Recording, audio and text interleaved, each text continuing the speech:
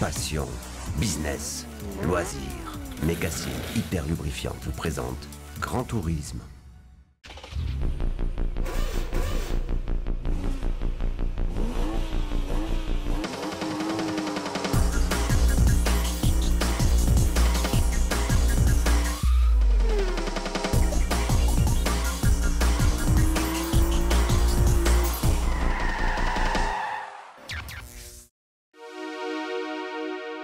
Salut, aujourd'hui dans Grand Tourisme, Jérôme Vassia vous dira tout de Jean-Philippe Dérault, pilote professionnel, mais plus encore.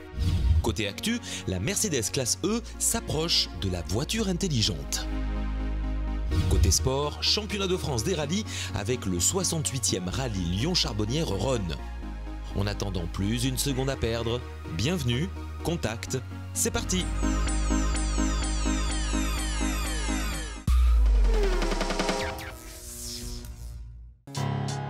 Jérôme, on connaît le pilote aux nombreuses victoires, mais beaucoup moins l'homme d'affaires. Présente-nous Jean-Philippe Dérault.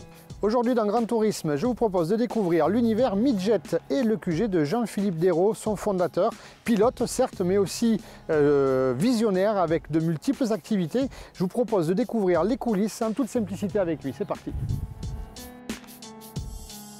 Jean-Philippe, merci de m'accueillir dans ton nouveau QG. Que de chemin parcouru depuis 15 ans, ça fait 15 ans qu'on se connaît, l'époque du karting c'est fini, raconte-nous un peu cette évolution. Ben oui, c'est vrai qu'on a commencé, on s'est connus au moment du karting quand tu venais faire du kart chez moi et tu es vite tombé amoureux de sport automobile, moi c'était déjà un peu le cas et on a tous les deux fait un peu notre parcours.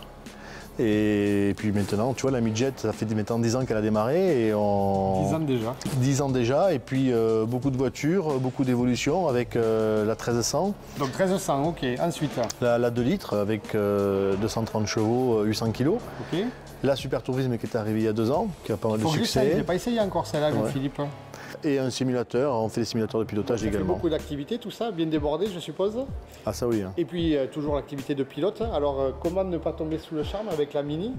Elle est mythique cette Mini là, je vois Pikes Peak, donc tu as gagné Pikes Peak avec? Non, malheureusement, il ne manquait pas beaucoup. Il manquait en fait 1 kilomètre, j'ai perdu les freins ont chauffé et j'ai voulu y rester, j'ai voulu insister et puis je suis sorti de la route à 1 kilomètre de l'arrivée. Vraiment, tu vas remettre le couvert un jour pour regarder? Non, je ne le remettrai pas parce que je trouve que c'est une épreuve vraiment très dangereuse. Ouais. La voiture a été construite à l'époque quand il y avait de la terre et maintenant tout est asphalte, ça va très très vite. Alors la voiture peut gagner, hein, elle va très très vite, elle est super perfo, mais il faut monter dedans, il faut la piloter et bon, je n'ai plus envie, je l'ai déjà fait et j'ai pris beaucoup de plaisir. Donc je vois marqué for sale, clairement, si on a un peu d'argent, on peut se faire plaisir, elle est vraiment à vendre, on peut aller sur les circuits. Effectivement. Bon, et bien parfait, tu me laisses tes clés de la boutique, je fais mon tour classique comme d'habitude. Et puis rendez-vous pour l'off-road ou la Super Tourisme quand même. Quand tu veux. Ça marche. On a le circuit à côté, tu viens quand tu veux. Parfait, c'est parti, je vais me régaler. Merci Jean-Philippe.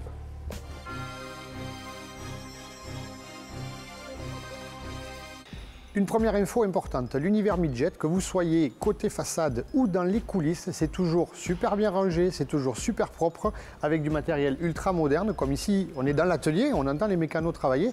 Par contre, pour recevoir les pilotes, les clients, les partenaires, Jean-Philippe est toujours visionnaire sur son mobilier, sur son organisation, c'est très joli. Bon, c'est classe, c'est chouette, bravo Jean-Philippe.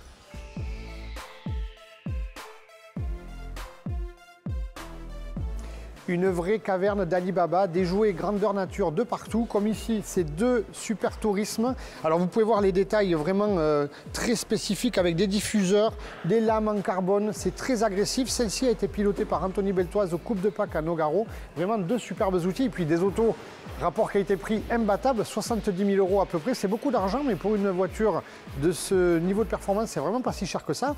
Ensuite, on trouve des Midjet 2 litres, donc un peu plus anciennes, comme celle-ci par exemple, de notre ami Clément Berlier, le Toulousain, avec pour chaque voiture une fiche de setup. On sait exactement dans quelles conditions était réglée la voiture lors de la course et on peut faire un suivi. On a aussi celle-ci Flashy de Grégoire Raymondis, le directeur du circuit d'Albi. Après, on trouve des véhicules aussi un peu différents, atypiques, comme cette superbe Golfette qu'utilise le staff lors des courses. Et puis voilà, une Fiat 500. Alors, je ne sais pas si elle est à Jean-Philippe, on lui demandera peut-être tout à l'heure, mais celle-ci, je ne l'ai jamais vue sur circuit pour l'instant.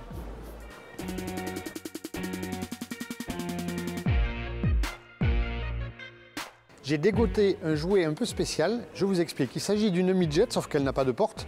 Vous me direz, elle n'a pas la partie arrière non plus. En fait, c'est le simulateur qu'est en train de développer Jean-Philippe. On va l'essayer tout de suite.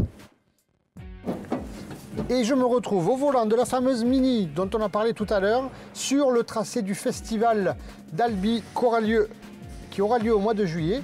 Première, c'est parti. Ouh!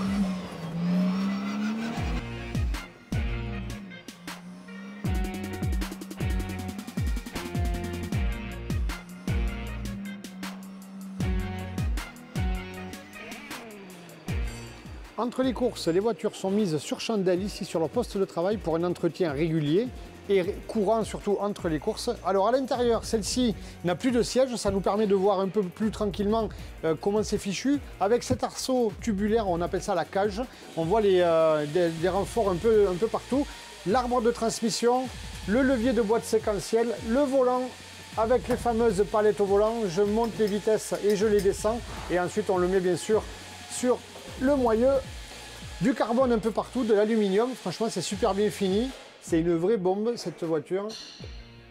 À piloter, c'est vraiment le top. Il me tarde d'essayer la Super Tourisme avec Jean-Philippe.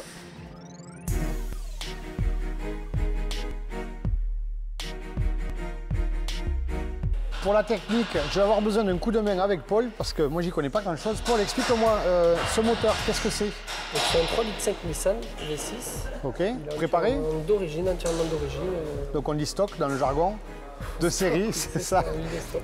Quelle puissance? Environ 320 chevaux à peu près. Ok, ça marche. Donc je vois qu'il y a des plombs aussi sur le moteur, c'est-à-dire que tout le monde doit respecter ces plombs pour ne pas trafiquer, pour ne pas bidouiller. Voilà, ok. Ensuite, les amortisseurs, marque Collins, très connu. Qu'est-ce que tu peux me dire sur les amortisseurs? Je vois des boutons là. On peut régler les compressions détente. Ok. Voilà, pour affiner. Réglage, voilà. Ok. Les hauteurs de caisse. Donc ça, c'est toléré dans le règlement. On peut modifier, chaque pilote est libre de gérer sa hauteur de caisse. C'est ça. Ok. Il y a des limites à respecter évidemment. Il y a des tolérances, des cotes à respecter. Ok, ça marche. Donc le châssis tubulaire jusqu'à l'avant, hein, ça vous l'avez compris. Le collecteur, c'est pas un collecteur d'origine ça? Un collecteur sur mesure, parce que comme on le voit de ce côté, on va y relier donc le côté droit. Ok. Du coup, de l'autre côté, ça passe par-dessous. Ça passe par-dessous et ça revient ici. On a le collecteur qui se rejoint ici. Ok, et puis de superbes pièces. Hein. Ça, c'est une évolution peut-être? C'est ça, niveau 2016. Donc, une nouveauté. Voilà. Très joli. Bon, mais super. Merci Paul.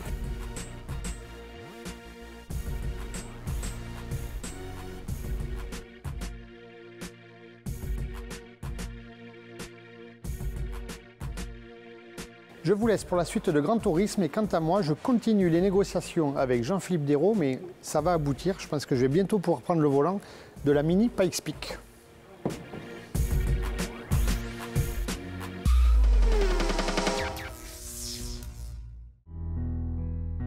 Au moment de renouveler sa classe E, Mercedes a dû se poser pas mal de questions. En premier, sur son style, car il s'avère toujours très difficile de repenser un modèle écoulé à plusieurs millions d'exemplaires, véritable icône de la marque durant plusieurs générations. Alors, pourquoi ne pas proposer une mini classe S, terme plus joli qu'une petite S? Ainsi se présente la nouvelle classe E, d'autant qu'elle conserve presque les proportions de la génération précédente. Car si sa longueur gagne 44 mm, son empattement récupère 65 mm, alors que sa hauteur réduit de 6 mm. Ce qui donne respectivement 4,92 m de long et 2,94 m d'empattement, tout bénéfice en vue de l'habitabilité. Belle et statutaire de l'extérieur, elle charme par son intérieur repris tel un copier-coller de son haut de gamme. Cette classe E cache son jeu en toute discrétion. Face à vous, deux écrans de 31 cm qui déversent une multitude d'informations sur plus de la moitié de la planche de bord. Quant au conducteur, il retrouve ses commandes directement sur le volant sans lâcher les mains de ce dernier. Mais le plus impressionnant arrive presque de façon surnaturelle, comme le précise Mercedes. Bienvenue dans le futur. Dès à présent, vous êtes à bord d'une voiture semi-autonome, oui, qui se conduit presque toute seule, il ne reste plus qu'à la surveiller. Ou plutôt, que vous êtes toujours apte à reprendre les commandes, cela pour des raisons évidentes de sécurité. Ainsi, elle accélère, elle freine, elle gère votre déplacement et offre même la possibilité de se garer seul, y compris en épi, mais aussi dans votre garage. Cette nouvelle Mercedes classe E séduit par son avance technologique, son confort et son intelligence à gommer la conduite qui devient ainsi autonome.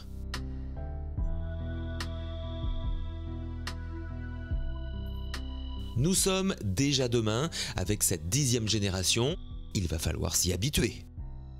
Gamme Mercedes classe E à partir de 47 350 €.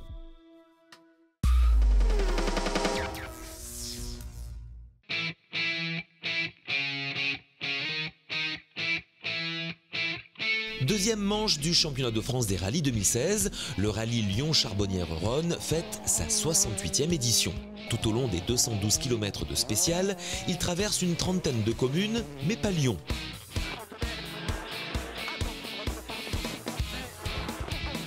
Sur des spéciales humides qui ont obligé les équipages à composer avec des choix de pneumatiques et des réglages pas toujours adaptés aux conditions rencontrées, David Salanon n'a pas tremblé. Le pilote de la Ford Fiesta WRC numéro 2 a parfaitement su résister aux assauts répétés de ses poursuivants.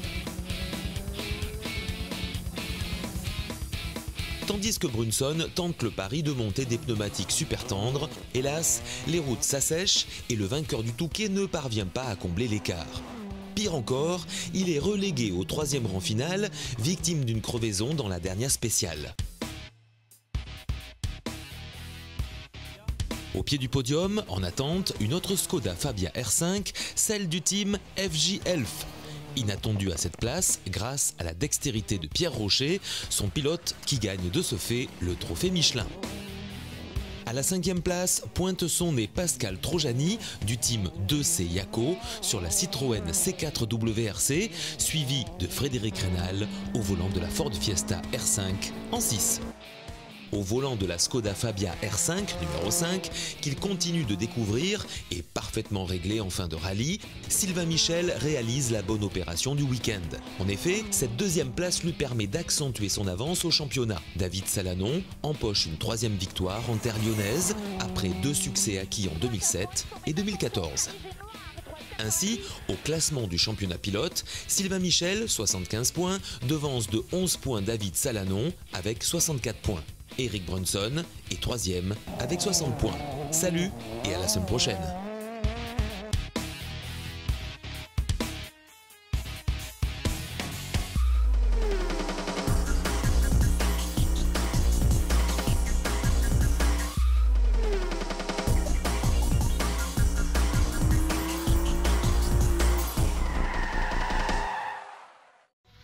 Passion, business, loisirs. Mécassine hyper lubrifiante vous a présenté Grand Tourisme.